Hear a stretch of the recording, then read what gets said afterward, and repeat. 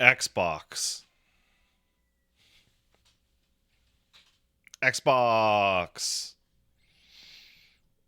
Xbox. You're an Xbox. It's you. By the way, Sunstalker in the chat says, Pat, I'm watching yesterday's VOD. Don't turn me into a one guy. Like I said, the Arisen's base stats are observed to change when vocations are changed, but nobody with access to the game has looked into it. Maybe it's auto-slotting or remembering augments. It'd be wild if it's, fixes warrior gameplay, but not stat gains, which get much more discussion despite mattering very little. Oh, I see. Sorry, Sunstalker. Xbox! Yeah, this is a pre-recorded thing.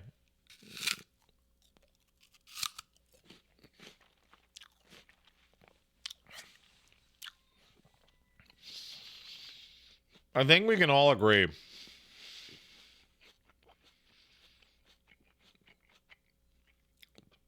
that no matter what they talk about today, that scheduling this podcast thing to talk about it like 2 weeks after everybody freaking out was a massive fucking mistake. Just a big fucking mistake.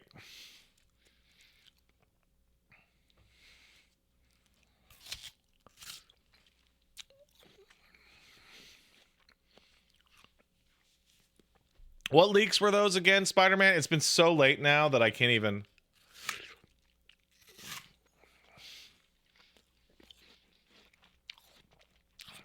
Was it the Hi-Fi Rush shit?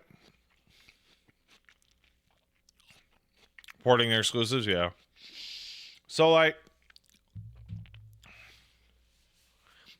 there's a lot of business people out there who would describe their business style as agile.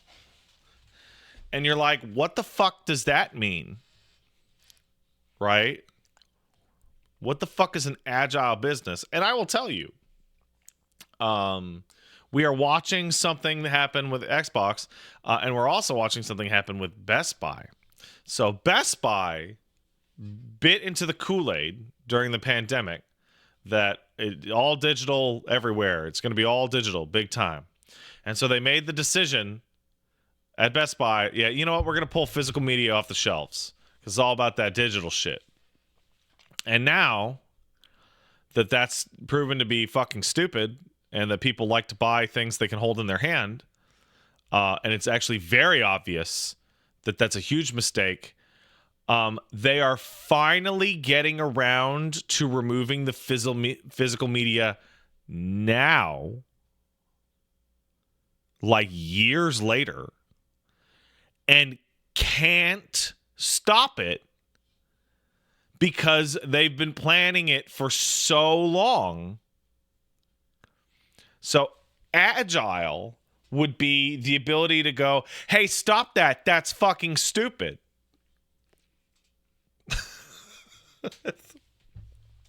For Microsoft, agile would be, hey, a bunch of our shit got leaked and everyone's shitting their pants and consumers are freaking out and selling their consoles and companies are running fire sales and GameStop is demarking like inventory in their fucking system. All right, we're going to have a meeting, and in the meeting we're going to talk about what we're going to plan to do in a couple weeks.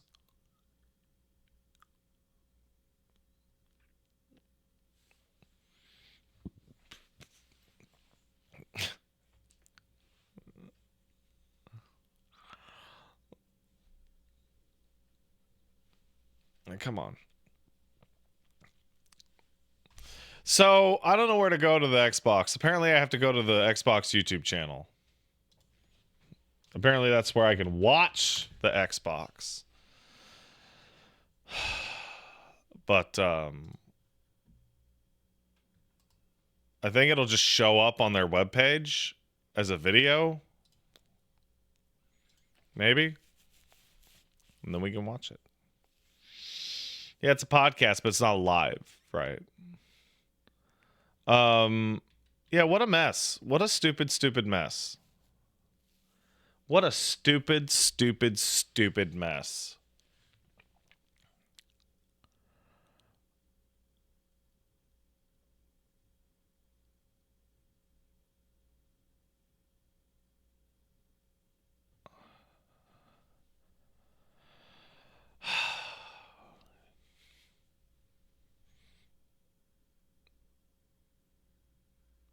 I'm just sitting here just like, what the they're watching everyone lose their mind and go,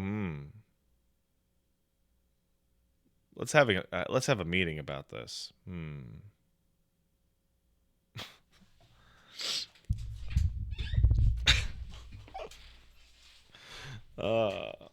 Thoughts on the PS5 late life cycle statement? IGN kind of pulled that out of context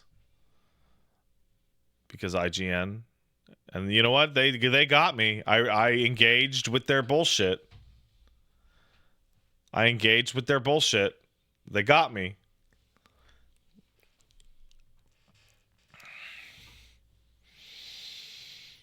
Which would be funnier, something making Xbox fanboys melt down or people losing their shit that it was a nothing announcement? Oh, it's going to be both. We're going to watch a 2.5 hour breakdown of a bunch of businessmen trying to convince you that their new bad business decision is actually lit. But they're not going to actually be like, we're killing every console or anything dramatic. You know, like it's going to be both. Unless thanks and Peepo. Toad King sub. Rip and piss Xbox? Fun to say. Kane Highwind 1990 sub. Thanks, Kane. Hey, Pat. Which Loprit makes sandwiches for everyone? Subway. Boo. Anyway, just wondering. I wanted to get into Star Trek. Having only seen like 2 episodes of TNG, which series do I watch avoid? Original series is great. TNG is really good, but it takes 2 seasons to get going. Deep Space Nine is really great, but it takes 3 seasons to get going. Voyager's a crock of shit, but it's so bad it can be enjoyable. Enterprise is just trash. Andrew Bob sub. Thanks, man. My friend wrote me into playing Fortnite. Inspired by your streams, I will only ever default dance on players' corpses and requeue screens. It's fun to win and default dance on somebody. It's fun. Lorcan's Left Nut kicked in a sub to say Divorced Dad podcast.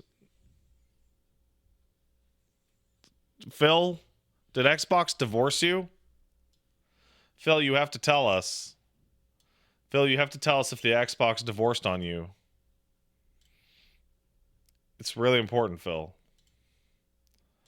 I gotta try and figure out how to put this window capture on here.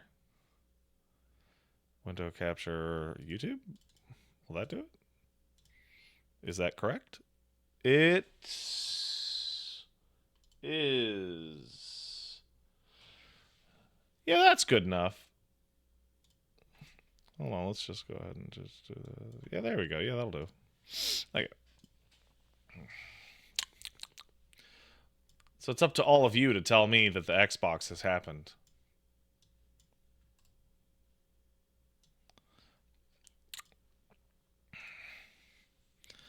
Let's see. Shred Key kicked in a sub. Can't wait to play Master Chief on my PlayStation. Oh, dude. Oh, I'd absolutely stream a Halo game on the PlayStation just for the lulz. Just for the lulz. Just to see, like, fucking Master Chief collection with, like, with PlayStation buttons. Did I change the camera? Did I age by 10 years in a week? Asks my souls. I changed the camera. I got a newer camera. Thank you. I look really tired. Revan, would you believe I am in fact really tired?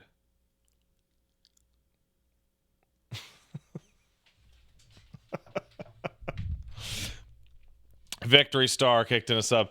Xbox Pack Watch. Hope you and yours are doing well. Thanks, man. We are. RNG Bob sub. Let's say you discover Paige is a demon. Would you throw Gowron off a cliff to be safe, or would you let him live free of male pattern baldness? Devil Gene is lit. I'd love for my kid to have the Devil Gene. You do you, man. Beat Lad 8 and look forward to seeing you go through it, most likely via YouTube VODs. Well, I'm eager to get through it myself. Glad to see you there. Eamon XLR kicked in a sub, thank you. So did Avro Eltz, who subbed and said Microsoft is going to innovate in this year of gaming. Instead of laying off most of their devs, it's going to be all of them. Your camera shows off how shiny my head is. I want to slap it. Oh, man, it is quite shiny. It's because of the grease. I kind of got a greasy bald. Sorry about that. Sorry, honey. Paige hates my greasy bald. Because I'll, like, go to put my head on her, and she'll be like, bro, you greasing me. And I'm like, oh.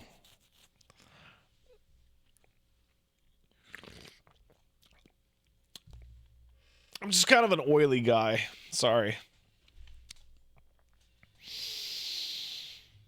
Just wash my face. Paige, your head isn't part of your face. Your face is part of your head. Come on. Also, here's the downer. If I use degreaser, my head re-greases in like 30 minutes. There's a real time limit on it. Sailed Funseeker subbed. Wow, can't wait to see the fanboy shit show. It starts. Oh, people are gonna be so mad. Oh, they're gonna be so mad. Feeny Lee kicked in a sub. What do you call crab in a hurry? Fast food. Me and Paige ate some crab cakes from this place. Like, oh, what was that, like last week or 2 weeks ago? Oh my god. You know how most places gives you like 4 crab cakes, but they're kind of small? This place gave us 2 crab cakes, and they were huge. They were way bigger than like 4 combined. And we eat it, and we're like, crab. Full Ryuga kicked in a subset of Mazwolds, who said, karate. Thanks, man. I've recently been teaching my child karate. He's a little baby, and I go, hi-ya, and I do judo chops on him and punch him. And he goes, yeah. It's fun. Sucker Punch said kicked in a sub. Can't wait to see what the Xbox podcast has. I have no hopes. Not a single hope. We're deeply committed to not having any hopes. Disco LTH kicked in a sub. Thanks, Disco. Here's some money to your face, Pat. I have not invested in the recent Xbox consoles, but I remember playing Blank's The Time Sweeper and Kung Fu Chaos when Xbox first came out. Gonna be weird if I watch it end today. I think that's the strangest thing is that I never owned an Xbox One, and an Xbox One absolutely did have unique games for it. And the only reason I have an Xbox Series X over there is to have done that Persona advertisement. But other than that, there's not a single game that came out on that entire system that I couldn't easily and fast get somewhere else.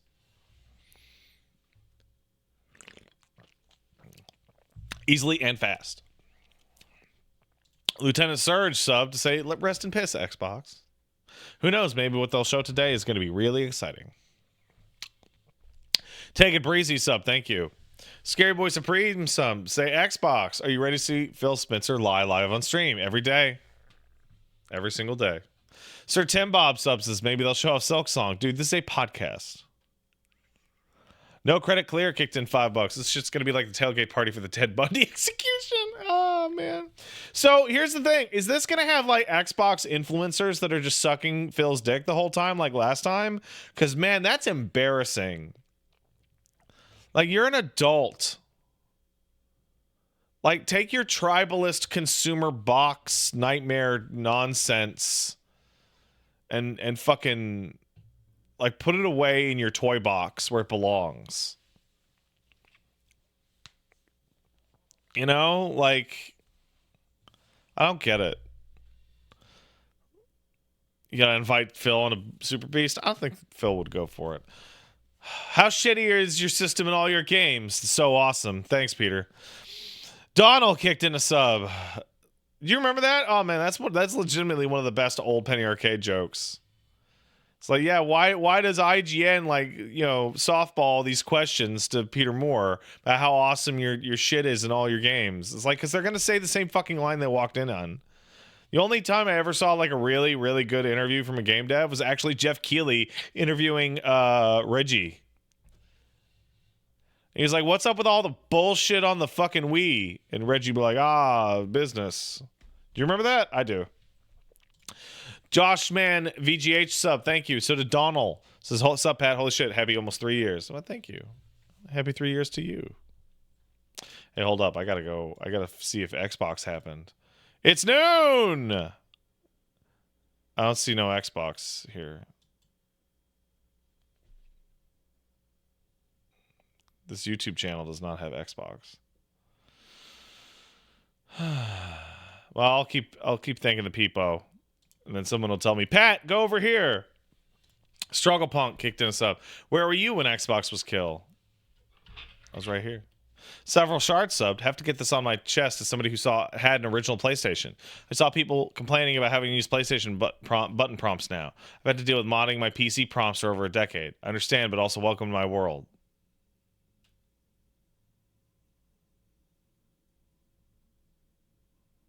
Oh, okay. I understand what he said. Like, you go play a PC game with the PlayStation controller and it shows the Xbox buttons. I don't even mod those. I've interminated. It's 22 minutes long. Oh man, they got nothing to say. Oh man, they got nothing to say. Oh yeah. Let's fucking go.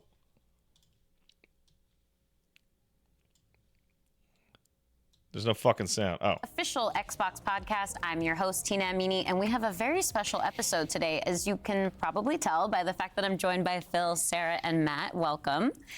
And we're going to talk about that's Matt Booty? Oh, he got old. We want to talk about game exclusivity. We want to talk about Activision Blizzard, now that they're part of our portfolio, how that might be an impact on Game Pass. And we want to talk about hardware, too. I remember when Matt Booty was like hanging out at Giant Bomb and getting drunk, trying to show off Capcom games. When we originally had planned for the show, starting back in December, I think we probably would have started with Activision Blizzard, maybe talked a little bit about the exclusivity with some of the news coming up, and then hardware. But we've had some unforeseen news that has come out. So let's just go and tackle the exclusivity question, because I know it's on the minds of a lot of people. We hear from the community, and that's an important input for us. Tell me how deeply So we made the decision that we're going to take 4 games to the other consoles, just 4 games. Not a change to our kind of fundamental exclusive strategy. We're making these decisions for some specific reasons. We make every decision. Okay, so I'm going to tell you right now what the specific reasons are. The specific reasons are these games didn't make any money, and we need to recoup costs. So any game that doesn't make enough money on Xbox gets to go to PlayStation to recoup costs. Really with the long-term health of Xbox in mind.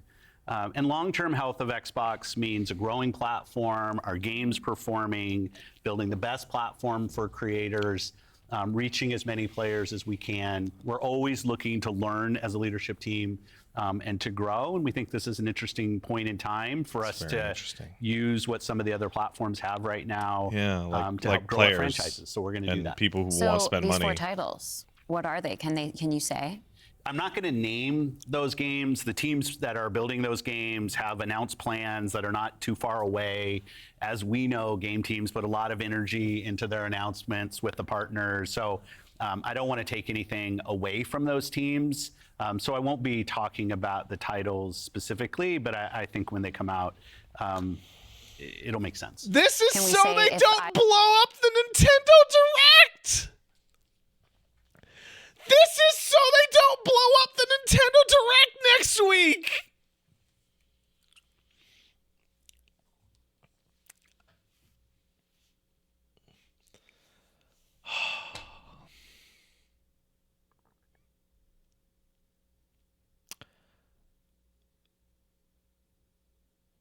So we're sitting here, and Phil is like in detention because he's, his grades aren't so good. And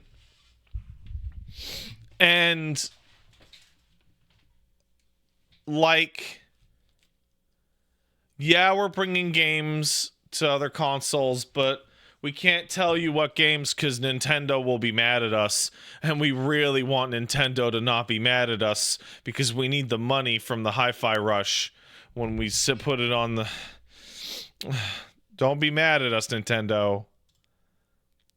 Like, I'm not one to usually talk about this kinds of terms, like, for companies, because it's so weird.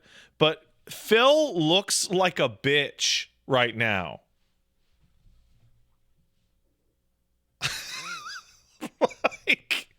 like, oh my God.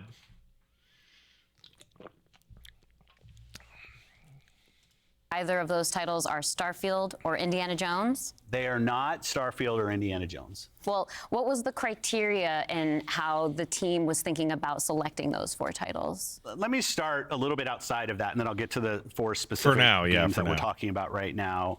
Because the fundamental decision driver for any decision that we make, anything we're going to talk about today, is the long-term health of Xbox.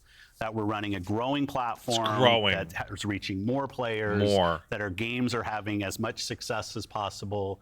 And I do have a fundamental belief that over the next 5 or 10 years, exclusive games that are exclusive to one piece of hardware, are going to be a smaller and smaller part of the game industry. And that's not some great insight. We're going to do our part the last 10 years to make sure that goes as fast as possible. It's a natural place.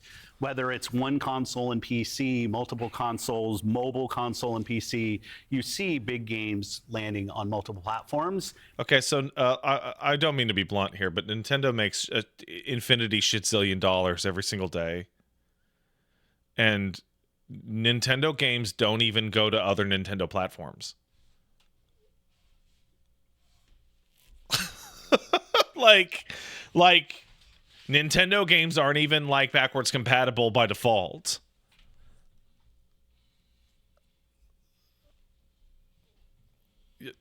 This is lie. This is a big lie. And we want to be a great platform for creators that are trying to realize that potential. But now back to the specifics of the question on these four specific titles. We looked at games that are over a year old. Right. So they've been on Xbox and PC for a while. A couple of the games are community-driven games, new games that kind of first iterations of a franchise that have reached their full potential, I'd say, on Xbox and PC. There's always growth. Franchises that we obviously want to continue to invest in. Part of having the ability to continue to invest is that the businesses behind those franchises continue. We think it's important that these service-based games that have communities behind them, that they can have confidence that they're going to exist in the future. Okay, so Sea of Thieves, Hi-Fi Rush, Halo, and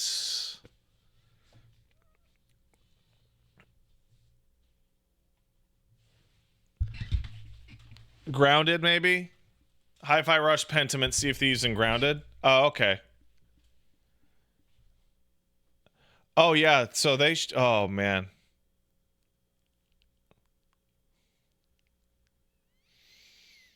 So any small to medium game that they pick up for exclusivity that doesn't make its money back gets to go to PlayStation. This is a fucking loser's plan.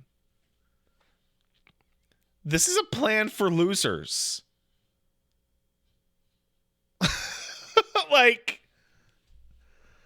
Like, hey, make sure not to buy a game on Xbox if you want it on PlayStation because it'll show up. 2 of them kind of community-driven games that will end up on other platforms and give us the ability to continue to invest in them. We think that's great for the business and great for the communities, more players to play with. I'd say 2 of the other games are smaller games that were never really meant to be built as kind of platform exclusives and all the fanfare that goes around that. But games that our teams really wanted to go build, that we love supporting creative endeavors across our studios, regardless of size. Listen, guys, listen, okay? The reason why these games are going to PlayStation is because we knew they were never going to make any money. But we really wanted to just make something so creative that money wasn't the focus. We just wanted our teams to be happy. But now we want the money. We realized that we wanted the money, actually.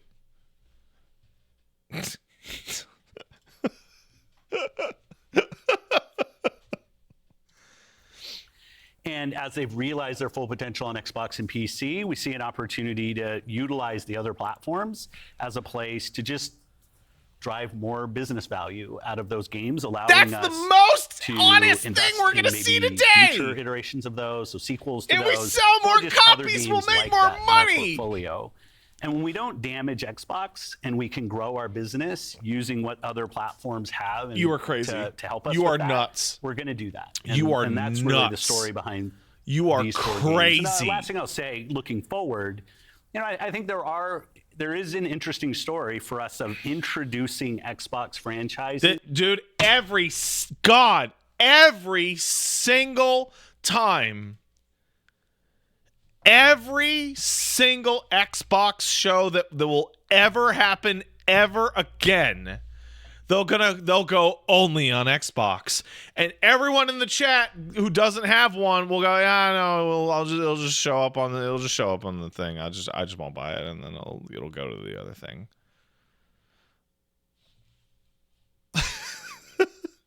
Like, oh. RAO Speed Planet says, who cares about how pathetic it is for the multi-million-dollar company when it means more people can play these games?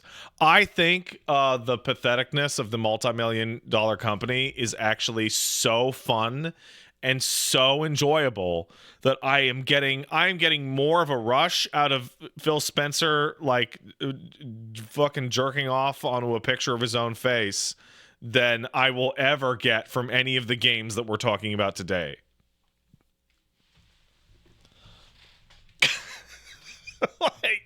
like watching even Hi-Fi Rush. Hi-Fi Rush is pretty good, but no, it's funny. It's so funny.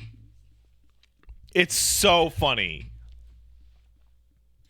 To players. And also, this is happening right after this gigantic mega merger. It looks like, I'm not businessman, obviously. I love the video game industry, but I'm not a business financial guy, right?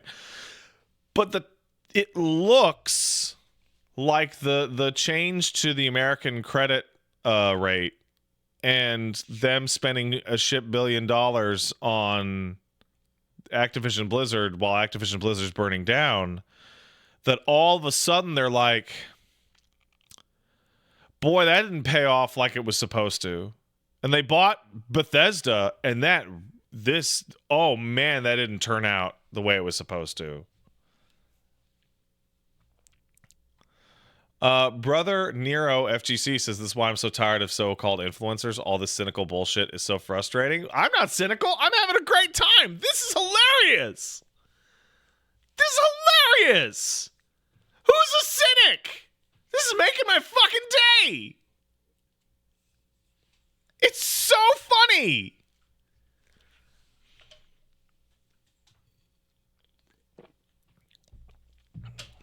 I feel like there's a really fine line between cynicism and pragmatism, genuinely. And there are a lot of people in this business of sitting here in this corner that fall into, they think they're pragmatist, but they're not. They're like a horrible cynic. But like, the video game industry sucks so bad. Like, it's so corrupt, and it's everyone's getting fired. Like, cynicism is like the practical option at this point.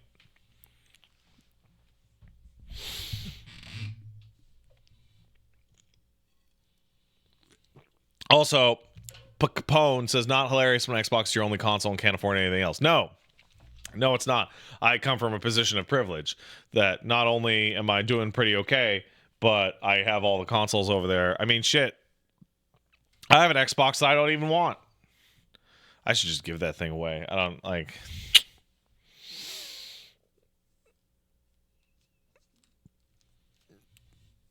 Can I have it? No, you can't.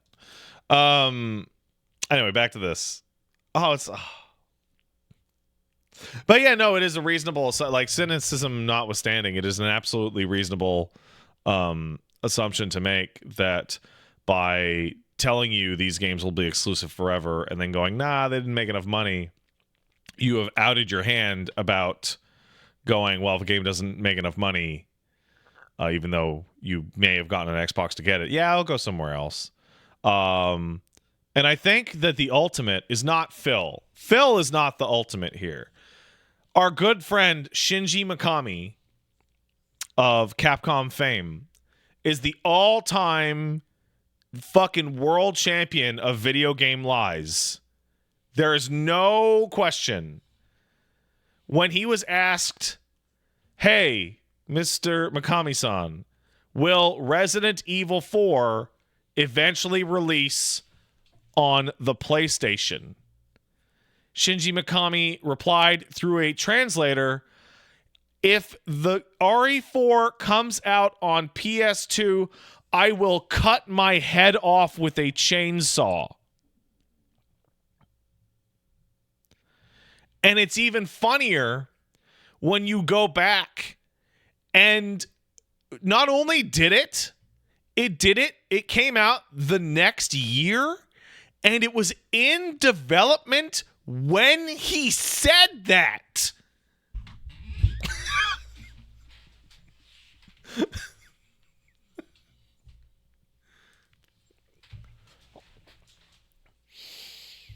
Oh, man. But as a result, when Capcom says a game is exclusive, they don't pay attention. On other platforms to get them more interested in Xbox. We need to go back for that.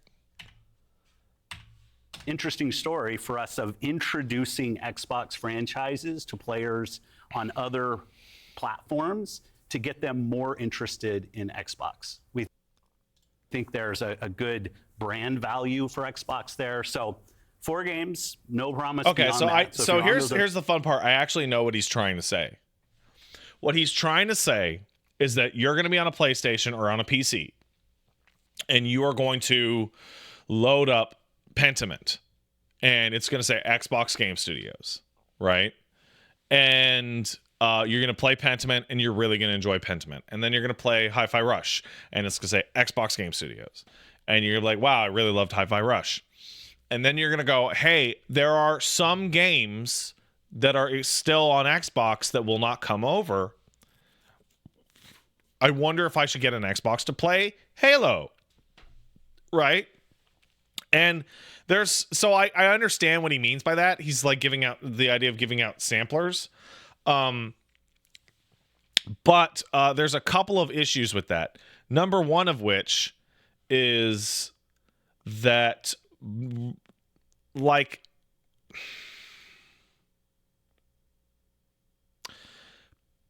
video game industry is an industry of two types of people: casual people and psychos, right? Anyone who's like, I'm a gamer, psycho, right? So psychos don't make informed purchasing decisions. Psychos are the kinds of people like Wooly hears that Street Fighter V is going to be PlayStation exclusive. He turns off his computer, walks down the street, and buys a PlayStation 4. Right? There's no version of that scenario in which he had to be coddled or advertised to. Wooly saw the word Street Fighter PS4 and went, okay, bye, I'm out. Right? The average consumer, which is the vast majority of people who are like, I like to play my video games, don't go, hey, this studio or company named Xbox has really good games, I'd really like to play Halo, and then goes and buys a fucking $400-500 box to play Halo. The only people who are going to buy a $400 or $500 box to play Halo are the fucking Halo freaks, because they know Halo, and they're like, I'm going to live and die by fucking Halo, and I'm going to buy a console for Halo. No one is going to play Pentiment and Sea of Thieves on the PlayStation and go, man, this Xbox shit is so happening, I better get a whole ass console just to get 2 more games.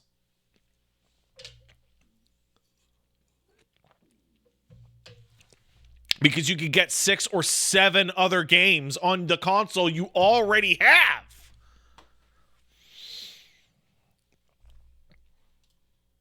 Other platforms and you see these 4 games coming, please don't take it as some signal that everything's coming. You should take it as a signal that everything's going to come. So you should absolutely take it as a signal that everything's coming. Games that can benefit from bigger audiences. Take it as a signal that everything is coming. How does that apply to future titles and how you're applying that criteria there?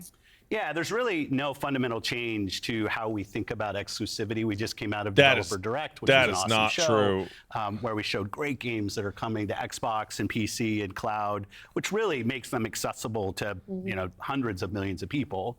So it's this kind of, we're really focused on a couple platforms and what's going to show up there. But our key of play the games you want with the people you want, anywhere you want, when everybody plays, we all win. These have been part of our strategy for years and will continue to be. Our focus is on how do we continue to grow the games industry by reaching more players in more places, and how do we grow Xbox as part of that. Xbox is a hardware platform. This is Lawbreakers. Xbox is a publisher of great games. Hold on. Xbox is players in more places. Okay, this is Lawbreakers. This is aiming for third place.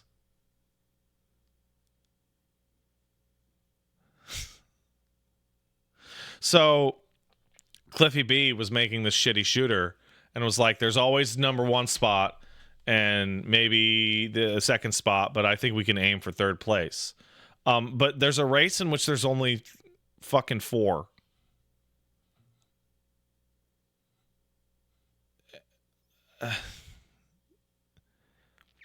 Cause like, okay, let's say you're hey, I would like to play video games right now. Right now. You're like, hey, I would like to play video games.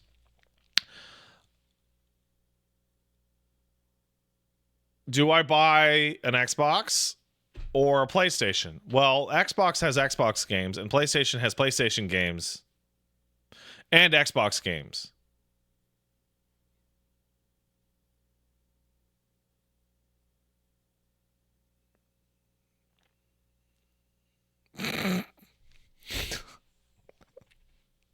And how do we grow Xbox as part of that? Xbox is a hardware platform. Xbox is a publisher of great games, and Xbox as a platform for the world's best creators. Mm-hmm. And then knowing that, how do we think about our first-party games and Game Pass? Yeah, well, to build on what Phil just said, one thing I would add, as you were talking about growth, is just that we've sort of seen this inversion over the last 5 years where it used to be that the platform was the biggest thing. That's right. And the games would sort of tuck in within the platform. Today, big games like a Roblox or a Fortnite could actually be bigger than any one platform. That is correct. That really has changed the way that we think about things. So in the midst of all that, I think I should point out that I think the last stats were that like 75% of people play Fortnite on the PlayStation. At first party can come back to sort of some core Fortnite is essentially a PlayStation game. Principles. First, that all of our games will be on the Xbox platform. Second, all of our games will go into Game Pass on day 1. And third, we know that Game Pass will only be available on Xbox. So there's sort of starting points for us. As Phil mentioned, wait, he just lied. He just lied. All of our games are going to come to Game Pass day 1. Oh, like Call of Duty? And also, Game Pass is on PC.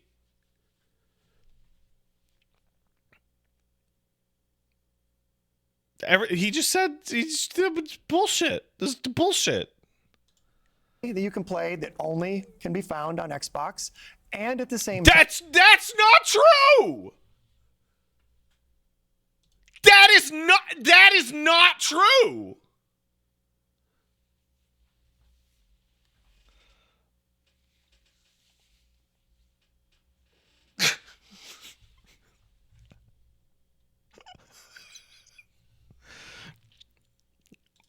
time, we want to bring more of our games to more players. So we're going to continue to look at that. Kind of moving aside, though, from some of those and thinking more about what does it really mean for the player, to me, the 2 key things are cross-play and cross-save. Yeah. Those things allow us to deliver on the promise of Xbox. Yeah, so they keep talking about PC because PC is Xbox because everyone on PC uses the Xbox app. Wait, no, they don't. 90% of people on PC use Steam or a code reseller that sells them Steam codes. Box, which is play with your friends where they are, play on the devices you want, play the games you want. So that is really only possible at a practical level when you know that your saves and your player are going to be able to move across all those parts. So not all of our games today are necessarily built to take advantage of that. There still will be some games that don't. As we bring more teams into the Xbox family, there's some catch up to do as we get there. But that cross-play, cross-save is like so fundamental to what we're doing, and I think is something that we as first party get such a good benefit from being so close to the platform. Yeah, absolutely. You know, and I hope people don't accuse me of like fanboyism, because like that's just stupid. But I'm sitting here in like genuine awe that this is the worst possible like week of the year they could be having this conversation, because like everyone's losing their fucking mind over the FF7. Last week we got the FF7 demo. Next week we'll get the FF7 demo again. And then the week after that, we're going to get the FF7, and Helldivers is killing it. And it's like, Grand Blue's on Xbox? You know what's actually the like way worse than all of that is that they use Power World as like an example of like, look at Game Pass, Power World's incredible. We'll never get the numbers, but it seems like a very significant amount of Power World players played it on Game Pass and then went and bought it on Steam, because the version that was on Game Pass was way, way worse than the version on Steam.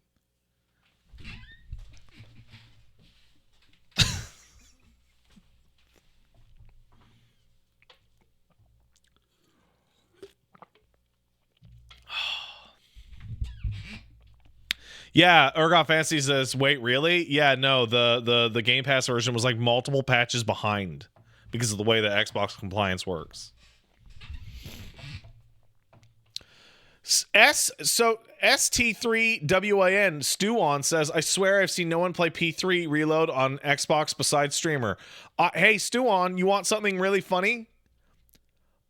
I am now realizing that part of the PlayStation, Persona 3 Reload ad read and stream that I did was to tell you it was on Xbox. But when I saw your fucking comment, my brain went, Persona's on Xbox? They paid me to tell you that, and I forgot. I fucking forgot, man. That's funny. That's funny. How great is Starfield? Incredible game. Fantastic game. Starfield game of the year every year. Every year.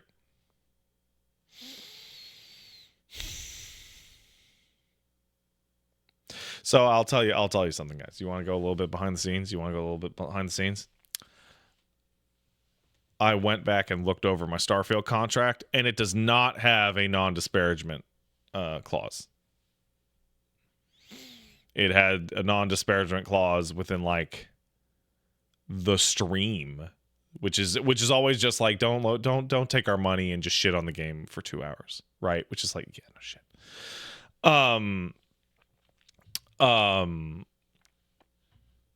Yeah, no, Starfield's like a deeply, deeply, horribly flawed game, and it is probably the worst game that Bethesda Game Studios has put out, commiserate to its time and effort.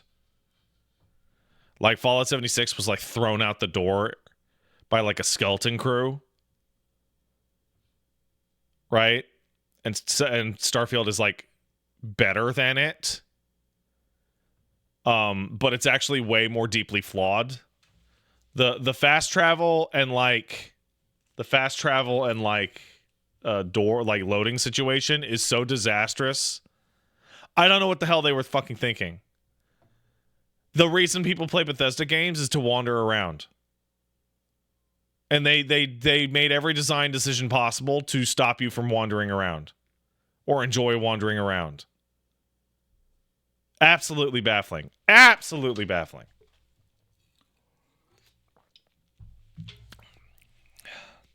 Anyway, back to this shit. Absolutely. I mean, that's one of the things, like you said, all of our games are always in Game Pass. And so I'm excited to announce, with the coming together that we had with Activision Blizzard King, that Activision and Blizzard games are coming to Game Pass, starting with Diablo 4 on March 28th, which I'm super, super excited to share today. And it's all part of our commitment. There's a feather in their cap. The Xbox experience and the games Oh my that we God, build. that's why they got the $70 horse. Because they're not expecting people to buy the game anymore.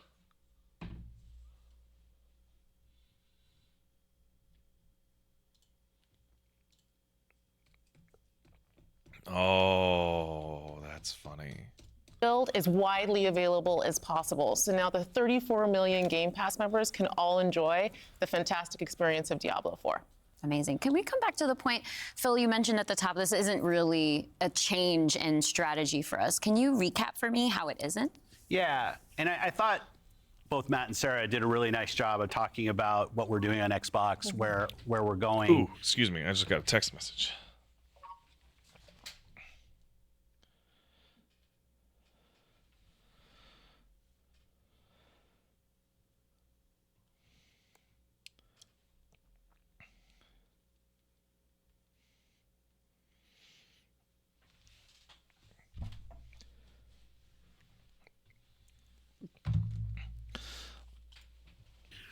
If you take a platform feature like Xbox Play Anywhere, which has been a promise that we've made on our first-party games, that you can buy our game once, you're going to get to play across Xbox and Windows. I think we're the only platform that does this.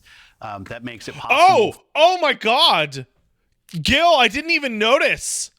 There's something to be said about an Xbox podcast where the interviewer has Xbox question cards. Oh, that is dire. This is the fakest shit. Wow, this is like double fake. Oh, man. Oh, this is faker than I even expected. And it still comes off like shit. For you not only to play with your Yep. friends wherever they are, but to know that you actually have multiple entitlements to the games. I think that's a technology I'd love to see applied to more platforms. But it is this view that people are going to play Xbox in multiple places, whether it's play the games you want with the people you want, That's anywhere you want. That's not what that means, Phil!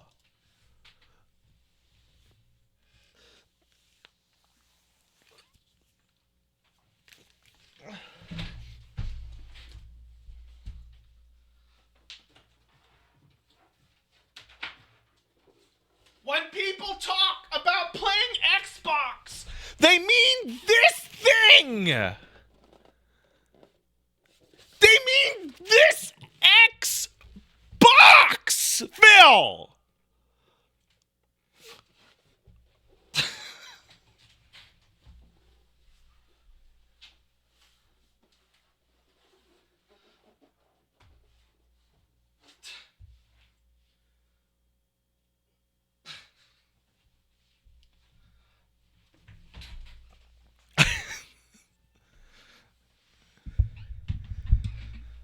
You know what the funniest thing about that tantrum is?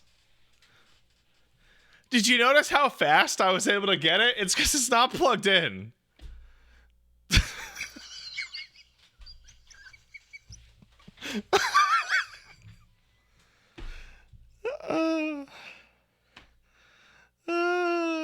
Wait, was it? Oh, was it really Dusty? Oh, that's super funny. Oh, man.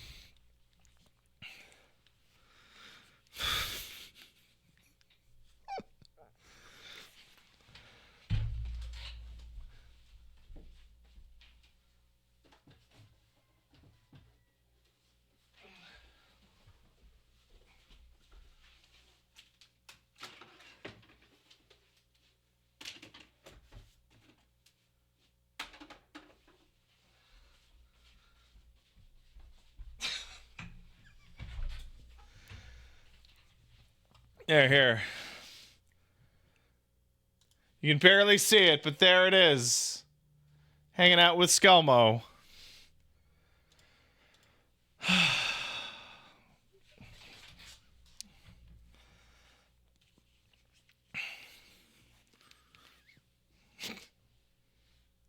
Whether it's content, community, and cloud, whether it's when everybody plays, we all win. Like, we've had different taglines, different strategy, kind of words that we've used. But No, always hold with on, this hold on.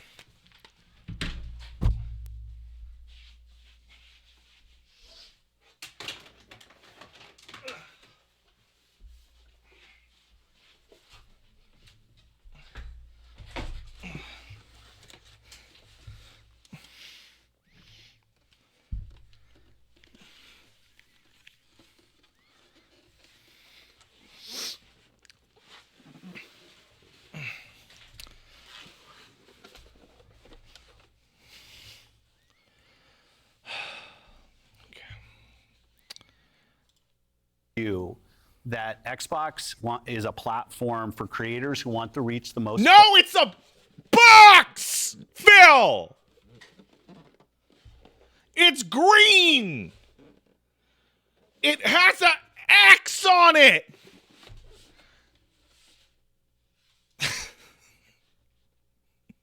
Players.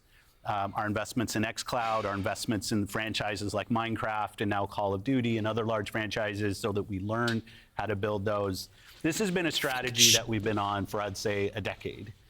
It's not about one device. It's not about games in service of a device, but rather the devices that people want to play on should be in service of making the games as big and popular as they possibly could be. Because really, a healthy creator community on Xbox, a healthy creator community in gaming all up, is the thing that all of us as game players should be voting for, because that's the thing that will lead to the best long-term success and growth in this industry. And my understanding, just from listening and learning from you three over the past few weeks, just understanding what's happening with Xbox, is that we see trends with player behavior where people are playing on multiple devices. That is the reality.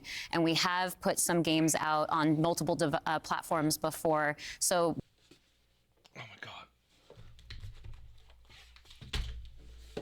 Here, buddy. Here. Thanks, Paige. Paige just texted me to put her headphones on the Xbox. So Xbox, you can listen too, okay, buddy? My understanding is About that how it's you're been not good important for players. anymore. How does that come? Okay, do you understand that, Xbox? You're not, listen, the games, they want to see other people, okay? That doesn't mean that they don't think you're the best. It's just that the games, they're not really happy with what you got at home, and they want to go out there and see what else is out there, you know? Back to the business with all of that in mind. Yeah, as you said, we have shipped games on other platforms. In fact, realistically, if you look with the addition of Activision and Blizzard and ZeniMax, we're one of the largest game publishers on PlayStation. We're one of the largest publishers on the Nintendo Switch, especially when you put Minecraft into the equation as well. And now we're one of the largest publishers on mobile platforms as well. And that's See Xbox. We've been putting it out there, on other consoles for a while. Okay, so like this is just natural. It's more natural this way, really. Don't be jealous. No. Shh, don't be jealous. Not something that we want to back away from. We want to continue to be building great games that millions and millions of people can love, and that they can play those games where they want to go play. But we do understand the business success that Xbox has to have.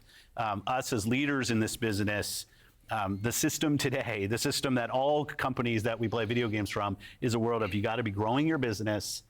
Growth in our Xbox business is critical to the long-term health of Xbox. Many people know I've been on Xbox for over 20 years, and I want to make sure Xbox is in the best position for the next 20 years. Yeah, this is for you. Healthy This player is for community, you. healthy creator community, and healthy business. This So is when for we look your at health. opportunities to allow more people to play, more people engage, more people to buy, more people to subscribe, it's all about putting Xbox in the best position. And our hardware is a critical component of that. The absolute best experience somebody has on Xbox is hardware that Yeah. your team builds and that people play on. But that's not going to be That's what I said yesterday!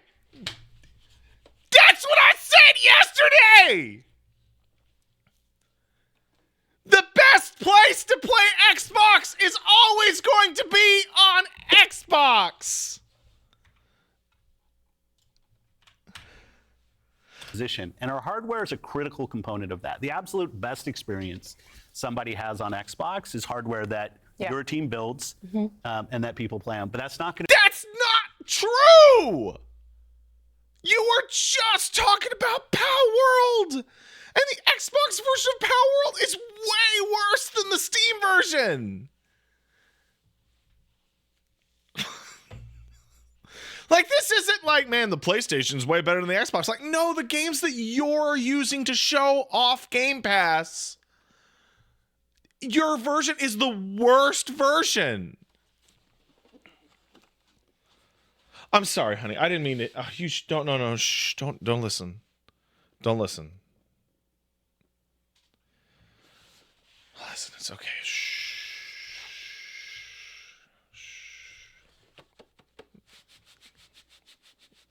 You're very square. Okay. You're very square.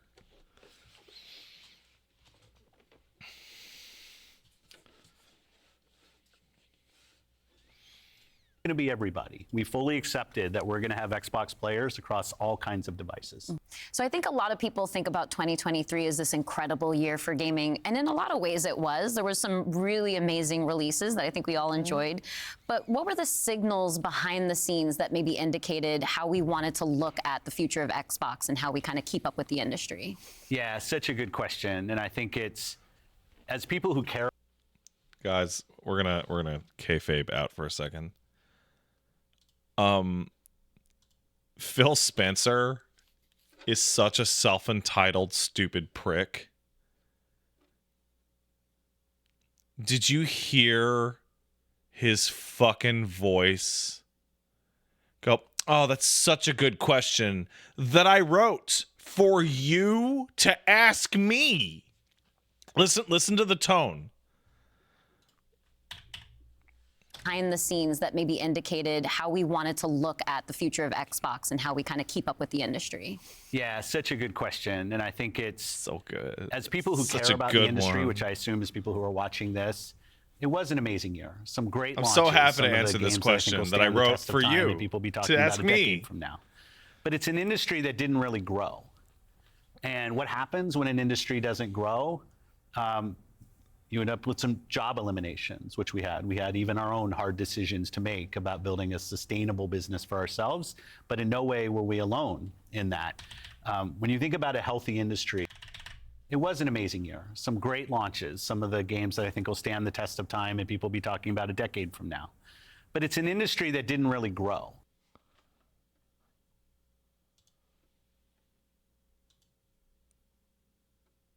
That's not true.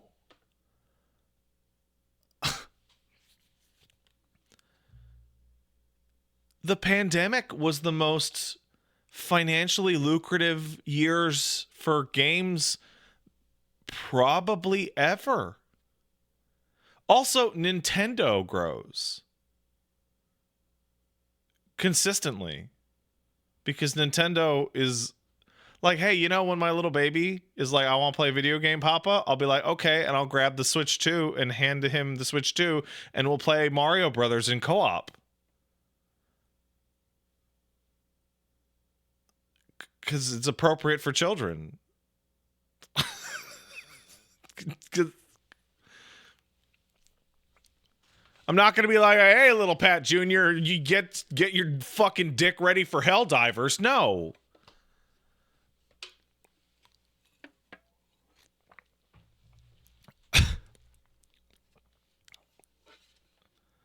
What's the Switch 2 look like? It looks like the Switch. And what happens when an industry doesn't grow?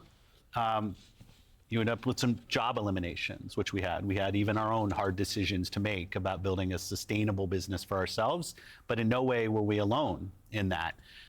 Part of the reason your shit's not sustainable is you spent 48 bajillion shitzillion dollars on Actiblizzard games you're now just giving away.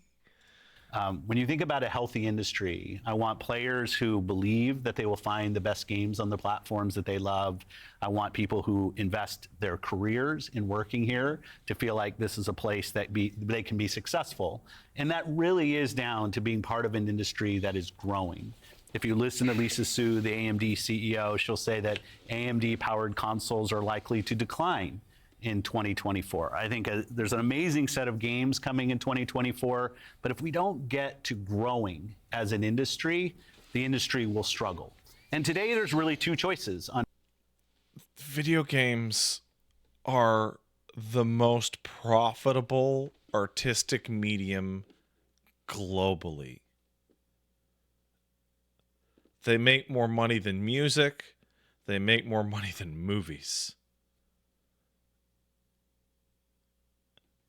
How much more can it possibly go? Like, we're going to see... So the pandemic really fucked shit up, obviously, but we're going to see, like, consistent problems from this, where they're like, we have to get back to the pandemic. And it's like, you're never going to get back to pandemic numbers because people weren't allowed to go outside. And if they were allowed to go outside, they were terrified to go outside because they were afraid they were going to fucking die.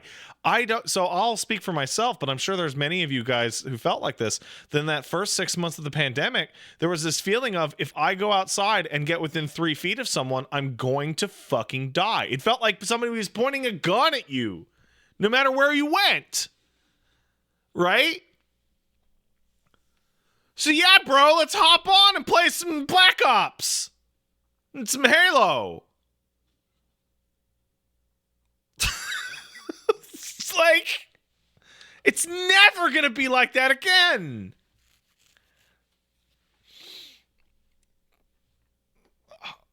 On how do you grow the industry? Do you say, I have a fixed number of players, the players that we have today, and do I find new ways to monetize those players to get more money from the players that I have? Or do you think about, how do I expand the business I have by finding new players?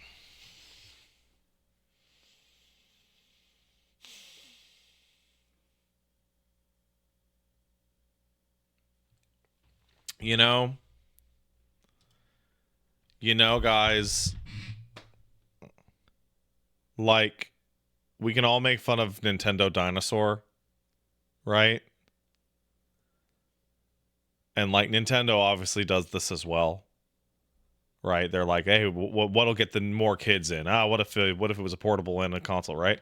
But, like, every time you see an interview with, like, anybody from Nintendo, they're like, yeah, we're going to make, like, the best games we can, and we think people will buy them.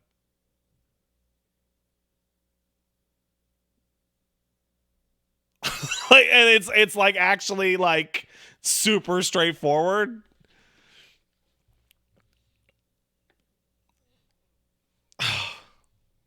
I have received Twitter.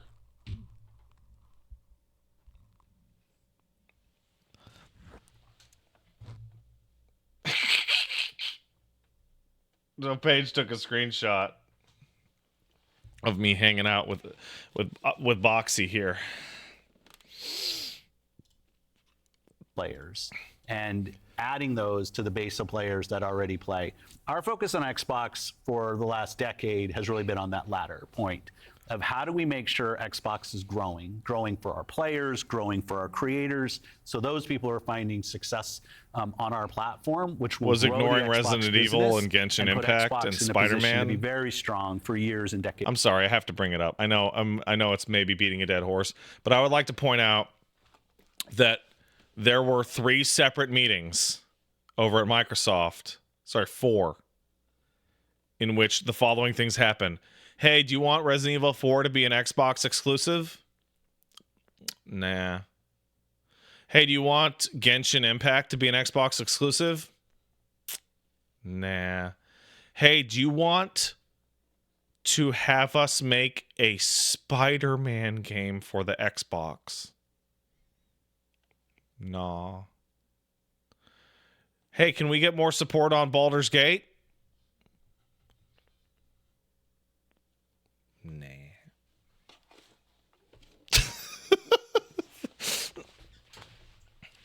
Yeah, you're right, Caveman. Why would we want a Spider-Man game? Why? Yeah, yeah. Decades to come. Matt, earlier you were talking about these growing gaming communities, how they're incredibly large, and comparable on such a different level when we think about console audiences. Like you mentioned Roblox, you mentioned Fortnite. So how are we're obviously thinking about our responsibility, our hardware responsibility is supporting the growth of gaming communities. How has that actually shown up for the players? Are there other games we can speak to from our portfolio? Well, as Phil mentioned, I mean, two of the biggest ones for us, Call of Duty and Minecraft, I mean, they are driven just from the bottom up by the communities of people that play those games, which is so Call great. of Duty isn't. Think about it, for the player community, it comes Unless you mean the down community to of where getting are called your the friends, N-word. where are the people you play with, and then equally important is where have you built up your library of games, right? Where have you invested? Where's that library? I think those two things probably are some of the biggest influences on where people choose to play and what devices they choose to play. See, that's When true. we think about, on the other side, the developer side, just any game developer wants their game to find the biggest audience possible. That's just true, the nature yes. of building a game. You want people to enjoy and participate in what you've made. And I think we're in a unique position to deliver on that just because we are the platform. We build hardware. Oh, hold on a second. Somebody in the chat, Halo player named John, appropriately, mentions that they have literally not said the word Halo once today.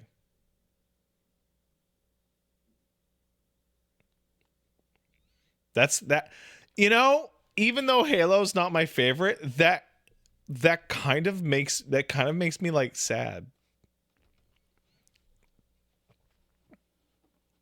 Like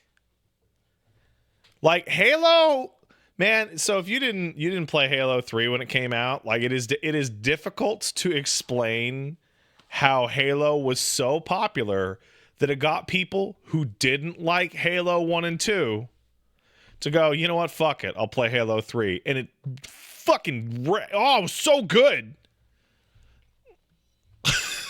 Like, oh man. We've got a first-party games group, and then we've got a system that ties that together, that brings together your friends, your progression, your achievements, all of that. And I think that's really what has contributed to the momentum behind some of these communities. Yeah, absolutely. I mean, when you look at, just step back and you look at the history of the industry, we've moved from a place where it used to be that someone built and launched a game to accelerate hardware to actually the things we do with That's our hardware Nintendo! and our platform That's Nintendo are all in right now service every of day! making those games bigger. And we think about that across all of the investments we make, the consoles we build, the investments we do with things like cross-play, cross-progression, the things that we're doing with cloud. How do we actually give more options to game creators so they can have the greatest success? I think one of the Can I? So the corporate double talk weirdo jerk off shit. But there's something really strange. There's this weird tone where none of the other consoles exist in a fucking presentation about how they're putting games on other consoles. Right? That's super weird, right? Like, they won't say the Switch. They won't say PlayStation. They won't acknowledge any reality about those consoles that they're now putting their games on so they sell better. It's so weird. It's so weird. Spider-Man says, also, devs hate the Xbox Series S because it's so much weaker and Xbox requires comparable versions. So, I don't know if you guys remember, but when you bought the Xbox 360, there was a version of the Xbox 360 that did not have a hard drive. Because they wanted a version of it that would put the cost down. The Xbox 360 without the hard drive like legitimately ruined dozens of games and significantly handicapped hundreds others because games had to be ported on the assumption that there was no hard drive. And it was a fucking mess. And we're like, oh, thank God they're never going to do that again. And then they did it again. Then they did it again.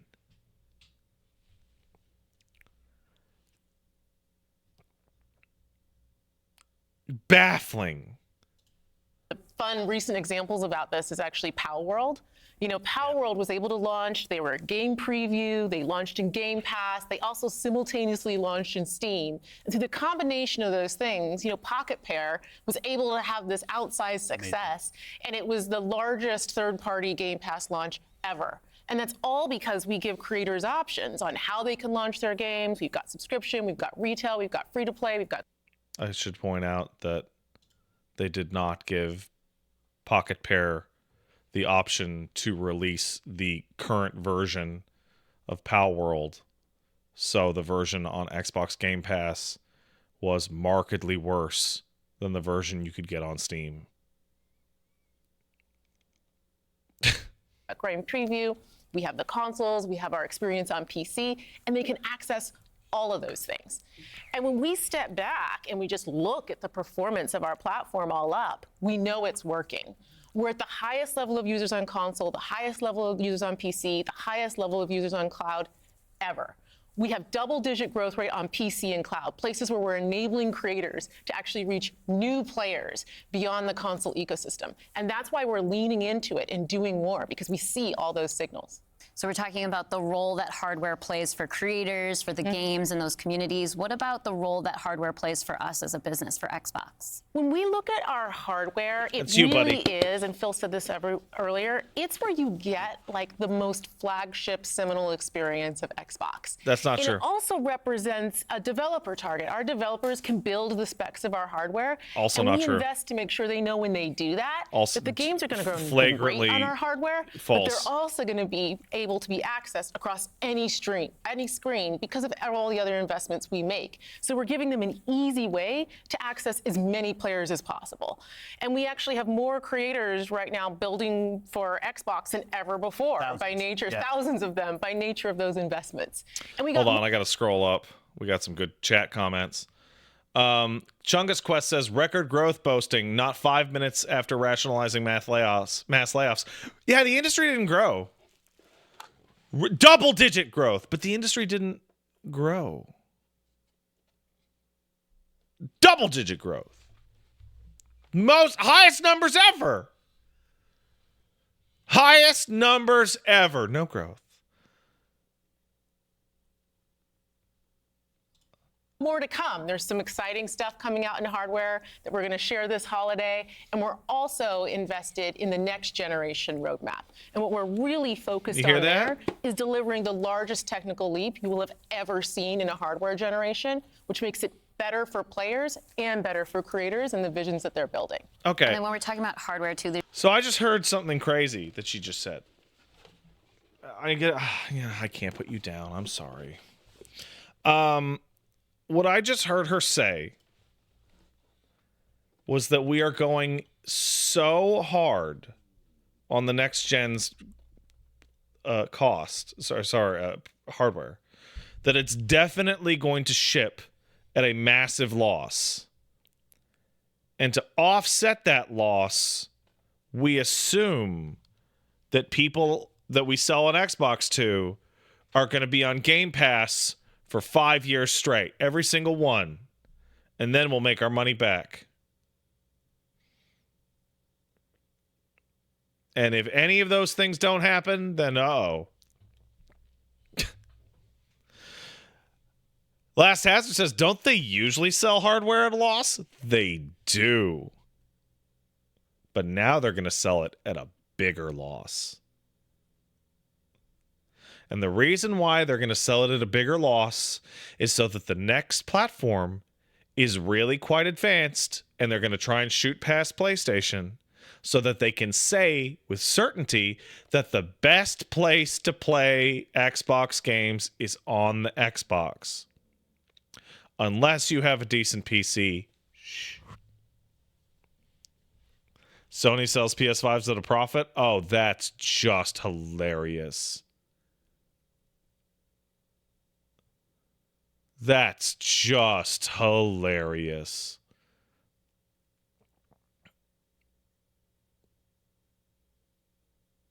You know, they had a console once that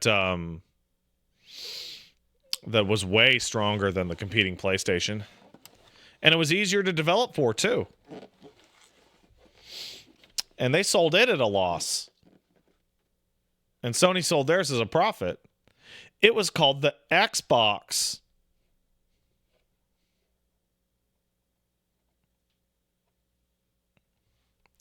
And the thing about the Xbox is that it had its games, and then PS2 had way more games.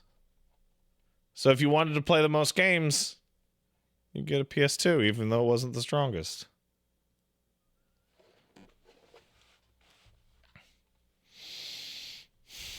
There's these other considerations that are really important to our community, probably to each one of ourselves as well.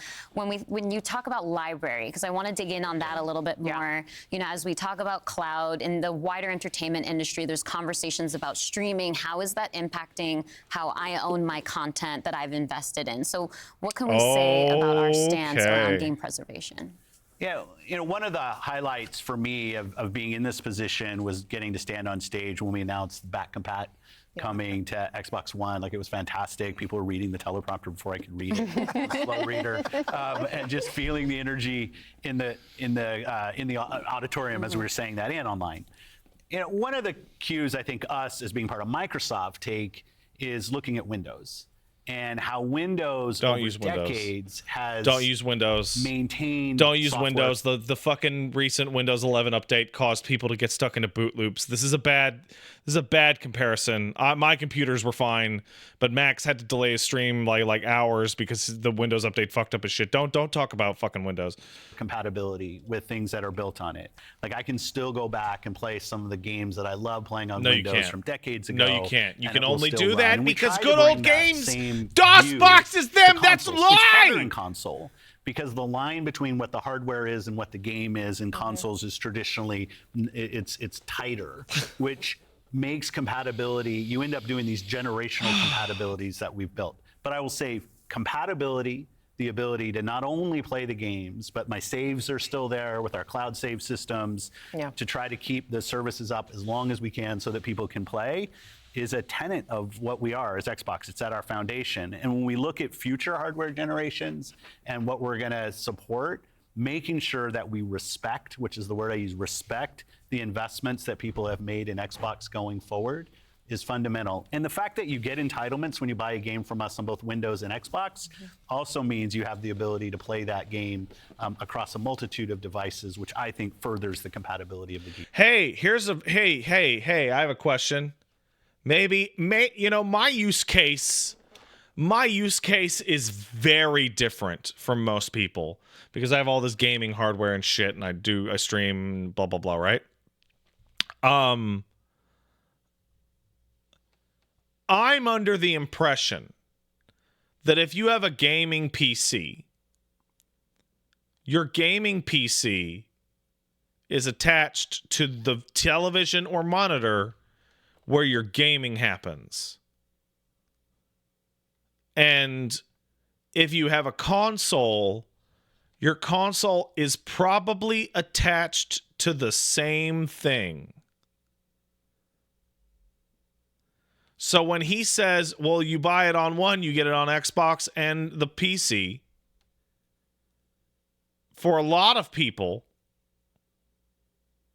not all, obviously there's people who have the bedroom thing and the living room thing, but for a lot of people, you're like, cool, I own my PC game on the PC that is 4 inches away from my Xbox. Like, I'm not saying that the use case doesn't exist. I'm saying it's not like a killer feature for like a lot of people.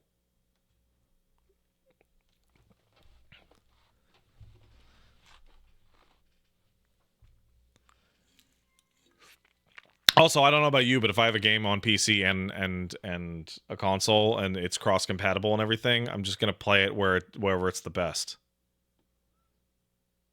Right? Art. I said that. I started my whole thing talking about how my setup and my reality is completely non-average, right? Like, I'm in no way thinking that my setup is like the average person's setup. I started saying that. I said it. Games that you own. Can we go back to what Xbox stands for today? I think we've pretty much covered all of the It stands elements, for but if you could break it down for me. Box. You know, when you play on Xbox, what we're saying is you're playing on a platform where you know the biggest games in the world are always going to be. Fucking Your- FF7 comes out in 2 weeks.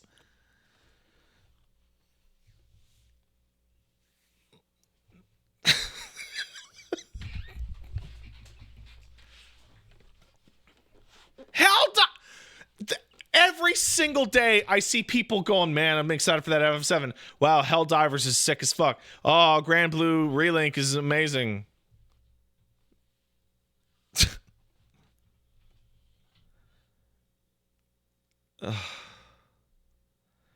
Helldivers is on PC, but PC isn't Xbox. No, wait, every screen is Xbox.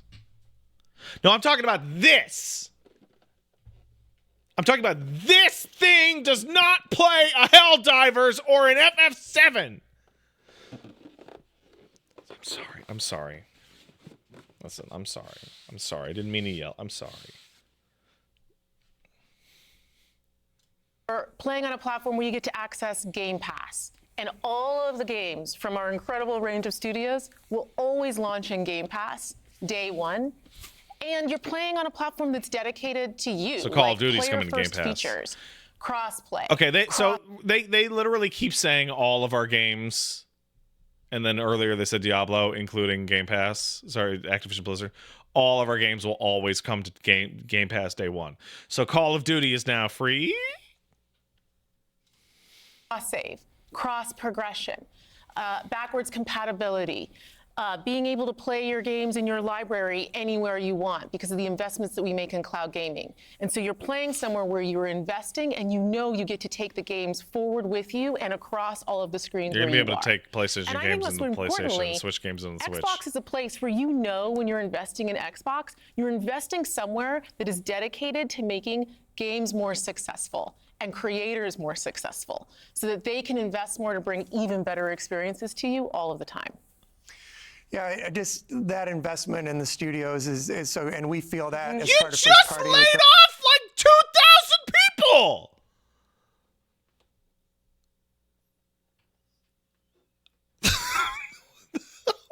What are you talking about? The platform proximity. You know, it's kind of amazing now to look out across all the studios we've got and just be reminded that we're now one of the biggest development organizations in the industry. What does that mean for players? It means that the biggest games are going to continue to come to Xbox.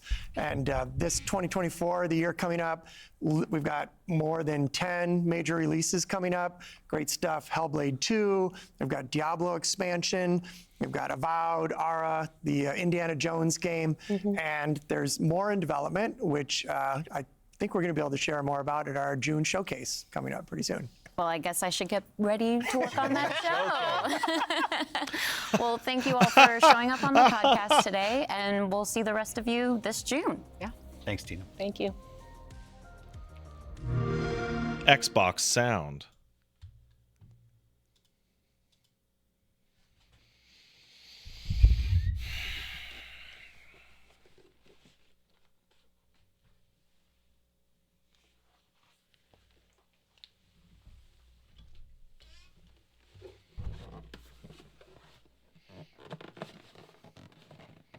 Why don't you fucking play God of War? Why is there God of War on you? Why are you no good?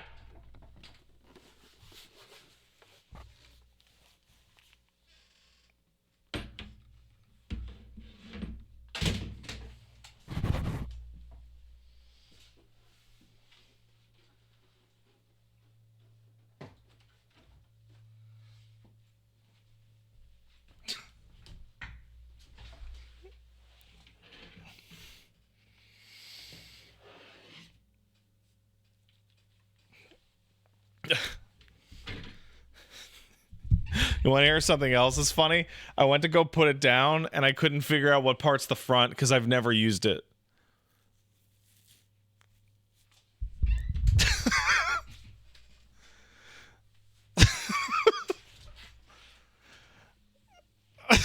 Like I did the Persona thing, but like I don't know. I was like, is that a disk drive? I don't like. I legitimately don't even.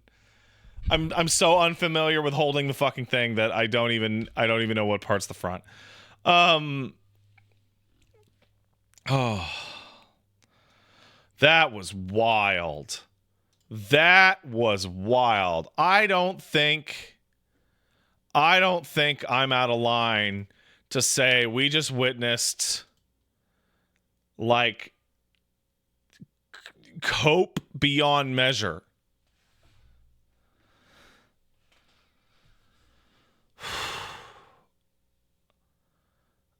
That is wild. Did I see the Verge interview that just went up? No, I did not. How could I possibly see that? I'm streaming, bro.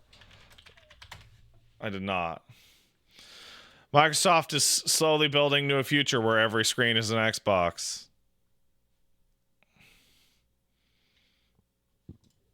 Every screen is Xbox. Yo, I gotta piss. I'll be right back.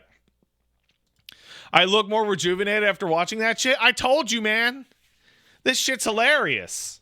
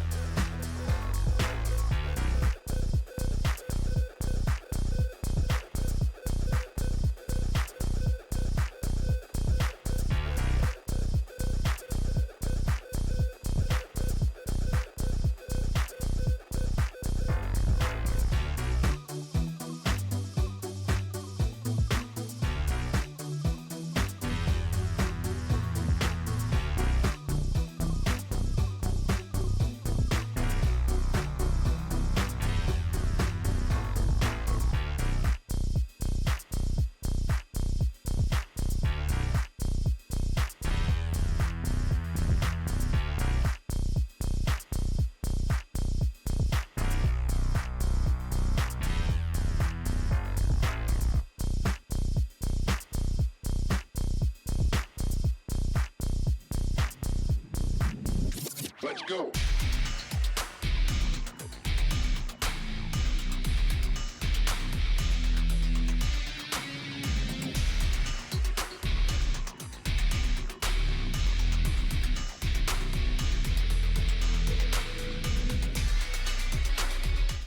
Hey, everybody.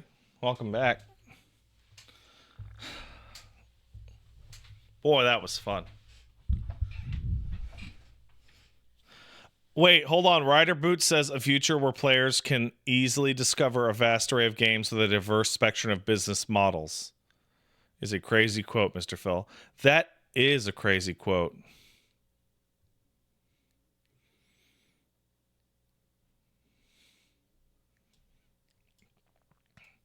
So Bracadillo says, so people are hyping this up to be everything on Xbox going multiplat. It seems like a bunch of small corporate talk bullshit ending and things not really changing much right now. So, so this is kind of like what I was talking about. It's like, it's definitely not going to be Xbox going multiplat. We're quitting hardware industry. Like it was never going to be that, right? But it's definitely more than nothing. And the core takeaway that I've always felt is a really good example is that when someone tells you it's fine and then every single fucking thing out of their mouth is complete bullshit, things are probably not fine. The amount of times that I had to stop the stream and just go, that's not true.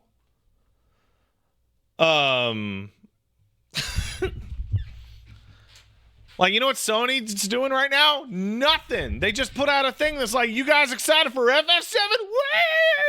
Woo! That's...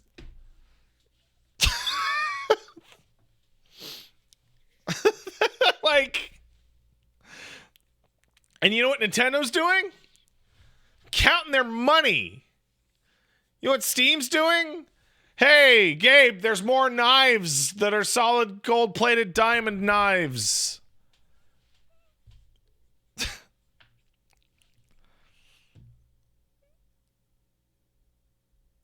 If you guys don't know, Gabe Newell loves knives. He's crazy about knives.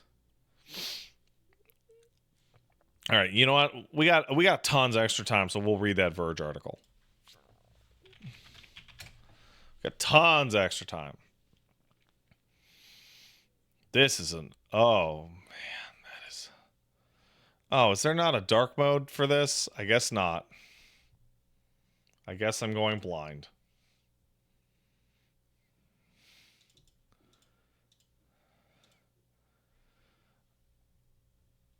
Can you guys read this? Yes, you can.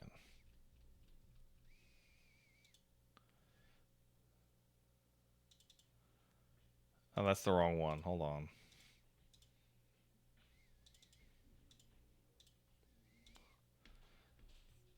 That's better. Okay. That's bright. Is there no way I can do a dark mode on Verge? Because holy fuck. This is brutal. You know what? I'll just do this. I'll just do this. Hold on. I'm fixing something. Pardon me.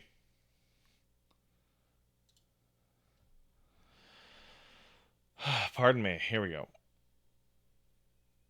Just lower my screen brightness? No, I'm never going to do it. All right, let's hit it. From The Verge, Microsoft's gaming chief on Xbox games coming to PS5 next gen and more. It's February 15th, which is today at noon. Microsoft's been gradually moving away. Spencer also teases unique in Xbox, and the transcript has been lightly edited. Oh, this is too long. I don't care. Someone just hit me with the Cliff's Notes.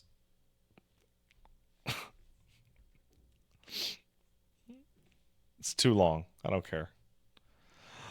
Hey, Robotic Rex Cat kicked in subs. Xbone is dead. Long live Xbone. Thank you, Rex Cat. You trust chat to summarize it? Yeah, actually. We at Xbox are invested in our future and are proud that more babies are being born every day that expands our growing Xbox community. See, now I know that's a real quote. I will say, when I look at a game like Helldivers 2, and it's a great game, kudos to the team shipping on PC and PlayStation, I'm not exactly sure who it helps in the industry by it not being on Xbox. If you try to twist yourself to say, like, somehow that benefited somebody somewhere, it benefits Sony. It benefits Sony.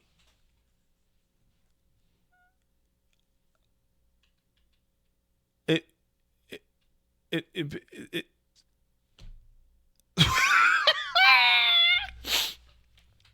They asked Phil if Starfield or Indiana Jones will come to PS5, and he says they will never say a game isn't coming to another platform again. Phil on Indie, I don't think we should, as an industry, ever rule out a game going to another platform. We're focused on 4 games and learning from experience. Nintendo literally says every single day this will never, ever, ever be on anything other than a Nintendo platform because it's a Nintendo game. It's got Mario in it.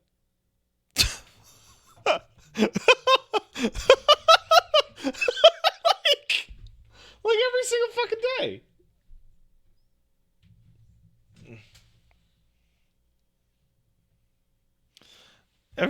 Every single fucking day.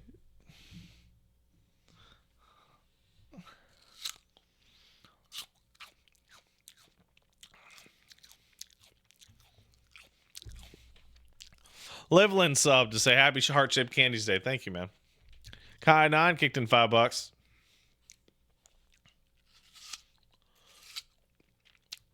You been enjoying Helldivers on the stream?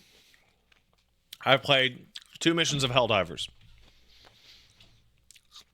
My off-camera video game time has been severely curtailed because I have a child.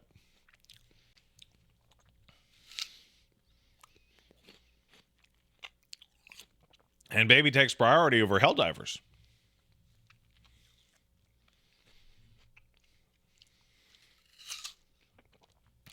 Because he's just a little baby. He's just a little baby. He's just a little guy.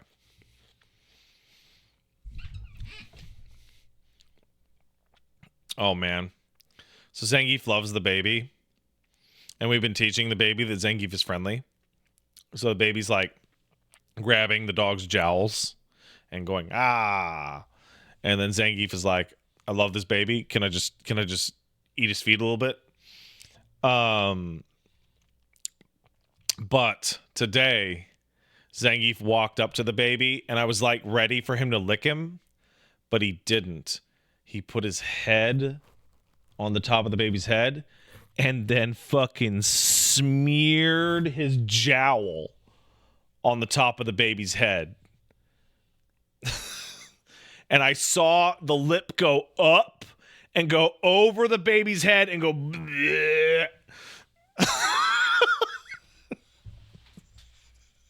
And the baby was like, whoa, that's crazy. But me and Paige were like, ugh, oh, it's gross.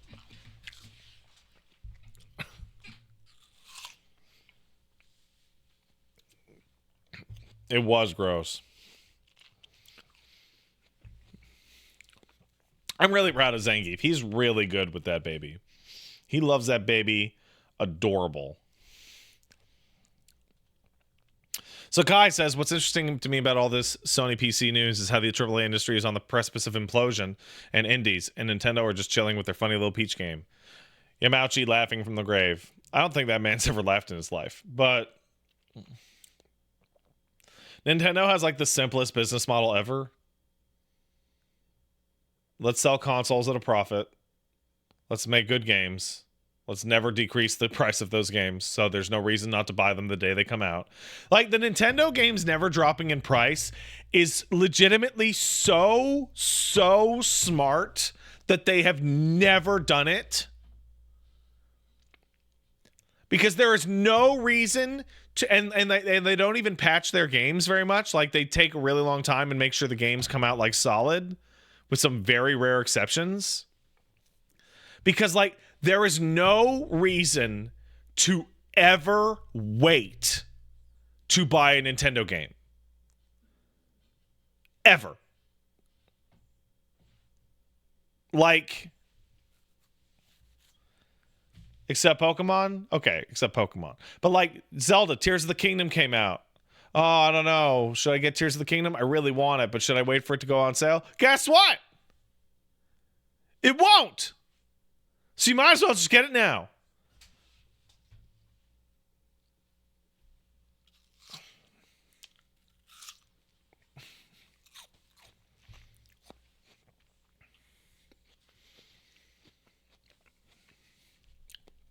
Hot Mafia says, yeah, that also only works if your games are always bangers. Yeah, Nintendo will cancel games they don't think are good, no matter how long they've been in dev, and they'll force Retro to restart Metroid Prime 4 like 10 times. Foger 6 sub, thank you. Feel My Funk sub, yo, happy to make the stream today. Want to start the Yakuza series? Where to start? If you want to play the action games, you start at 0. If you want to play the RPGs, start at 7. Feel My Funk kicked in a sub. Oh, sorry, I just read that. I'm sorry, man. Kai9 kicked in $5. I was talking to somebody about it, and they insisted Nintendo's advantage is their IP, and that it was an unattainable grandfathered in advantage. Do people not remember that Halo 2 and Halo 3 were outselling the main Mario titles of their day? You're both right. You're both right. Nintendo is getting to reap the rewards of never putting out an objectively bad Mario game ever. I think the one that people like the least is Sunshine. And did they put out Hotel Mario? I don't think they did. I think Philips CDI put out Hotel Mario.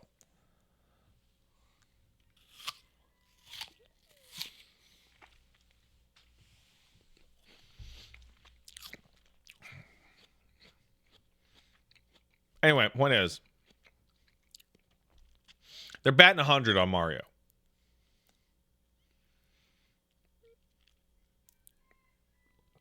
They're batting 100.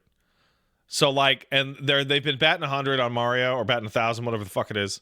They've been doing well on that for like since before I was fucking born. Right? You can't buy that. You have to earn it. You can't, right? Now, you describe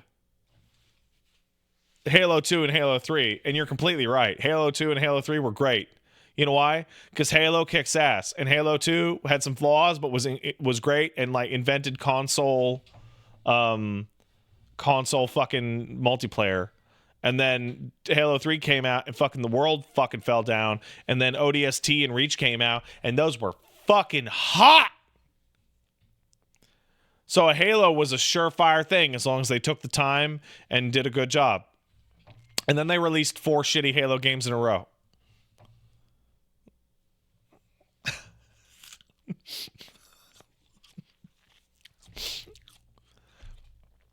So like,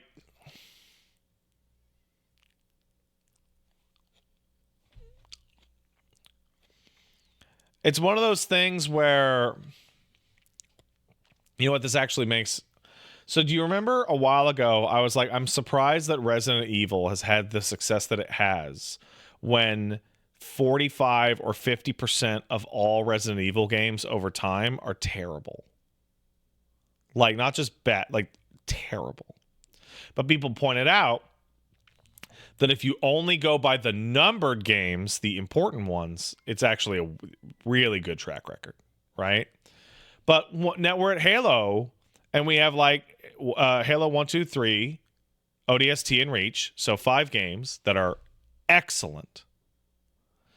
And then you have Master Chief Collection, which is a game that is good now, but was like fucked up for like 3 years. Got Halo 4, which I've never heard anyone say a nice thing about in my life. You have Halo 5, a game so bad that when they said they weren't going to cover it in the Master Chief Collection, everyone went good.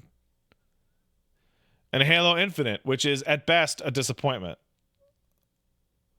So, what is that? 8 games, 5 good ones, 3 mediocre, and the 3 mediocre are all recent? Yeah, no. They fucked it. Release a good game like 10 times in a row.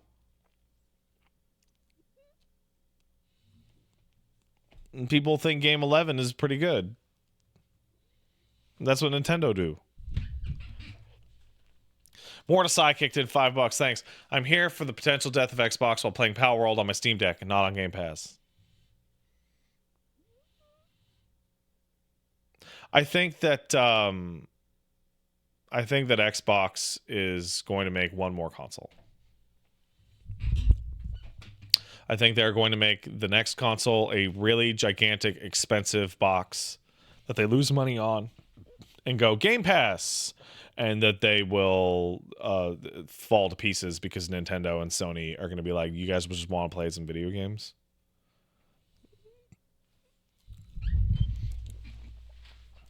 Bet at Home says something that's underrated, and I wish I could give it more ups, but Bet Home says Xbox is going to pivot to video. Yeah. Ray Wrights kicked in a sub. I'm ready for inevitable disappointment. And we're here. I got everything I wanted. I'm so happy. I'm so glad I streamed today. Grimlock Fly kicked in 5 gift subs. Thanks, Grimlock. Oink, oink. Who could I see taking Xbox's place? No one.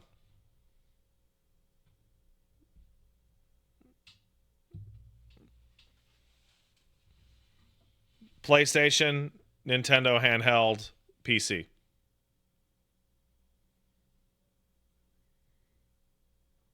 High end, middle, low end. Do you have $2,000, $500, or $200?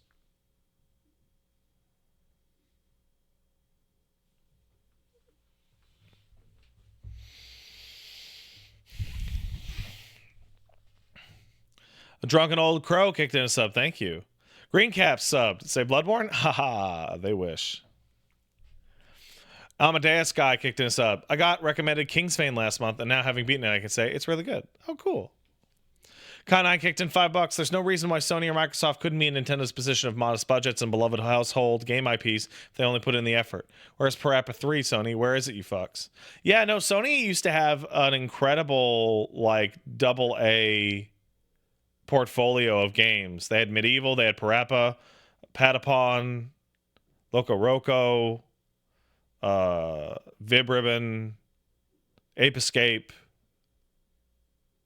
I'm just Gravity Rush, Jack and Daxter, and I think they killed all that shit. It's one of those things. It's like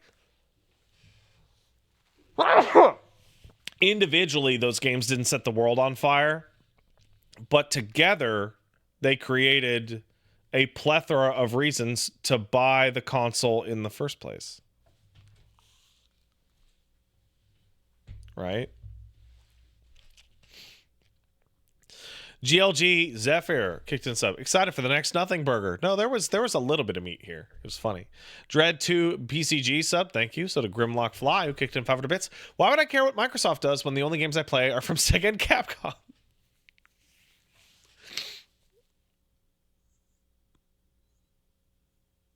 I play such a huge variety of games. And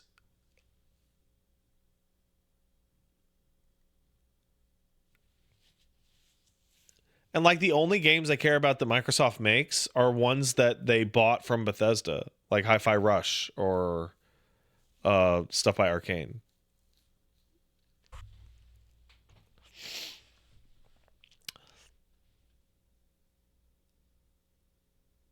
Erlen Lime and Neville and Shoebreaker sub. Thanks, guys.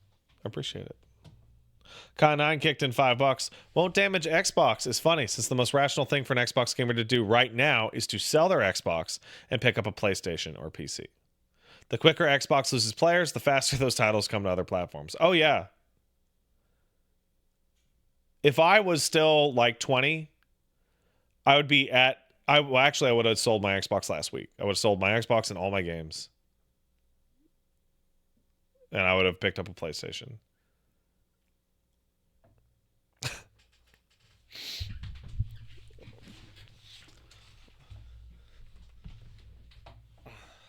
As fast as possible. Who the fuck is going to buy it? Oh, there's always someone to buy it. Anonymous kicked in $5. I can't wait to play these 4 games next year on my PS6 because we at Sony are dumb fucking idiots who think the PS5 is our Wii U because of money when actually it was because we understocked it in a pandemic for 3 years.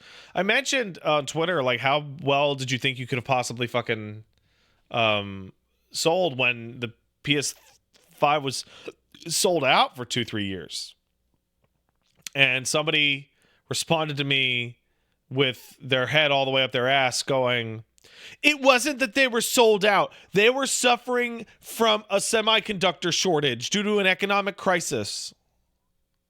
That's like, you couldn't buy it in stores. That means it was sold out. What the who gives a shit what the reason was? Also, the semiconductor shortage, if I remember correctly, wasn't part of the semiconductor shortage was due to Thailand not diversifying their chip factories? It was my understanding. No, that was the RAM shortage. That was the RAM shortage.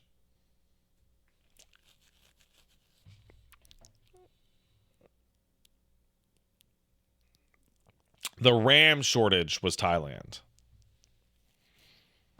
Wait, it was Taiwan? Oh, someone told me Thailand. I'm sorry. I must have misheard. But yeah, the long and short of it is that there was a flood that happened to hit the area where like 90% of the world's fucking semiconductors are fucking built, and it fucked up a bunch of factories because they were all right next to each other.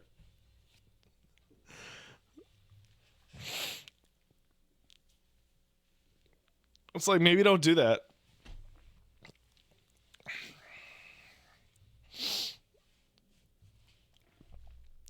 Unstable Afro sub, thank you. Frostquill kicked in a sub. Console wars are stupid, but it's also really, really funny when you get to act smug online and make people mad. Oh, console wars are so fucking stupid. Part of the reason that I held the Xbox in my arms that whole time was so that when people are like, look at this dumb motherfucker hates the Xbox, like, I'm holding one. The expensive one.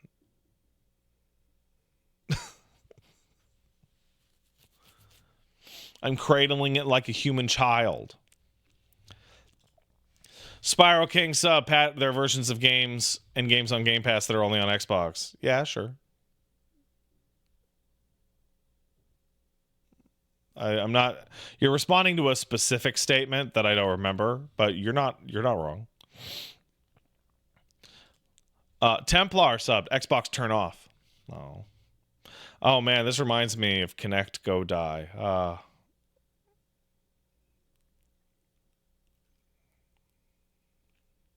It was a massive drought, man. Whoever I spoke to told me backwards nonsense.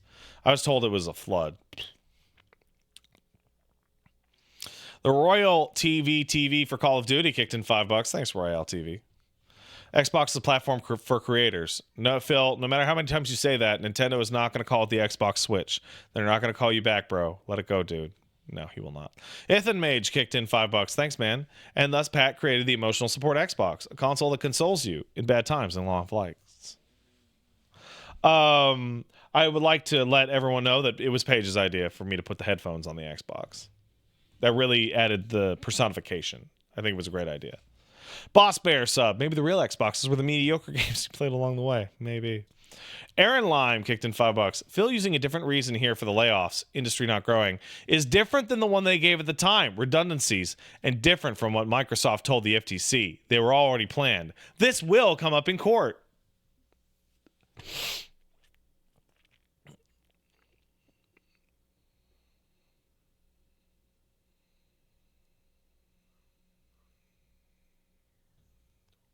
Oops. Kai9 kicked in $5. The Game Pass numbers are interesting because the FTC leaks revealed most people pay around full price on their subs. The reality is that Xbox could be a nice sustainable business if they just were away from Microsoft's upper management. Yeah, probably. Iriku kicked in a sub. Noticed until today that I've been subbed to you for almost 20 months without actually checking the streams. And you say it's me forgetting would have been infinite wealth, wouldn't it? Love you. Well, thank you regardless. Come get your value worth. Come watch the show. Decepticon Shatter subbed to say I've been a Killer Instinct fan as early as I can remember, but I've never gotten the chance to play it. Fingers crossed it's one of the games coming out on other systems. I mean, I think they're doing the crossplay thing on Steam right now, which is good because for some reason the Steam version of Killer Instinct and the Xbox PC version of Killer Instinct are different for some stupid fucking reason. Kai9 kicked in $5. Thank you. Says, I've heard people buy an Xbox for Game Pass. I'm sorry, that's delusional. Nobody throws down $500 for a piece of hardware for the privilege of paying a subscription to play games that they're already on other platforms. Oh, yeah, absolutely. Absolutely. Stupid. Nonsense. Vivaldiva and Focant sub. Thanks, guys. Kai9 also kicked in another $5. Thank you. Also, I find it really funny when people say, hey, how does Xbox games going multi-plat hurt Xbox gamers? More people get to play. Because Xbox gamers thought they were choosing one set of exclusives over another, and they were wrong. Yeah. There's less support going forward for the item you actually bought to support the company.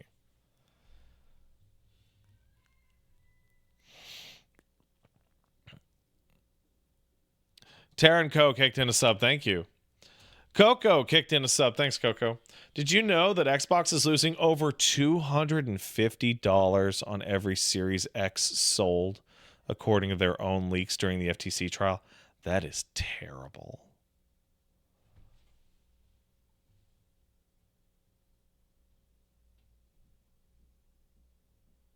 That is terrible.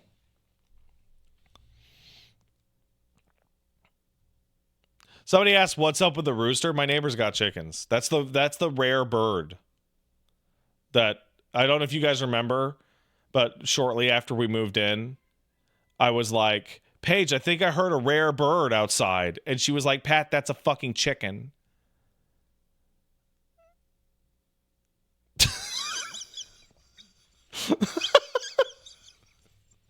I had never heard a chicken in person in my life before.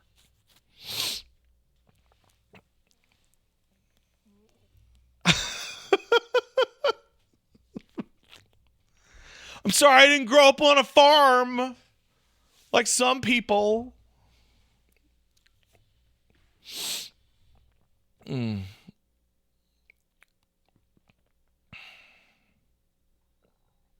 I a bubble baby? Might as well been. You know who we can blame for that? Sega.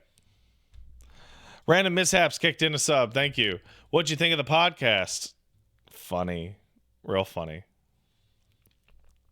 Arisian Arcana kicked in $5. Thank you. After all the dumb shit I've seen in the Yakuza series, there's something about the mundane stupidity of an anti-woke casino that it makes me laugh my ass off. Oh, man, if you missed that stream last night, the anti-woke casino... It's funny. Casinos nowadays are too woke. This is a real character. Oh. There is a character in Yakuza 8, Like a Dragon, whose entire spiel is how America today is for pussies, and it's not the America I grew up with. Now, what is it? The America of today worships diversity and hates masculinity, and we want to return to a better time. And he's a Chinese immigrant. Sorry. And you're just standing there going like, it was never for you. The American dream was never for you.